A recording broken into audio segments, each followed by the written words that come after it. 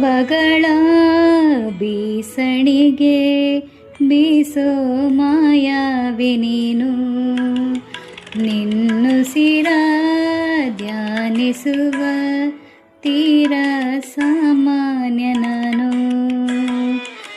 ಆಕಾಶದಲ್ಲಿ ನೀ ದೀಪವಾದೆ, ಈರುಳಾಗಿ ನಾನು ನಿನಗಾಗಿ ಕಾದೆ. ಈ ಮೌನಕ್ಕೀಗ ಮಾಧುರ್ಯವಾದೆ, ಹೊರತಾಗಿ ನಿನ್ನ ನಾ ಖಾಲಿಯಾದೆ. ಸಿಹಿ ಕಹಿ ಏನಾದರೂ ಪ್ರತಿ ಕ್ಷಣ ಜೊತೆಯಾಗಿರು ಇನ್ನು.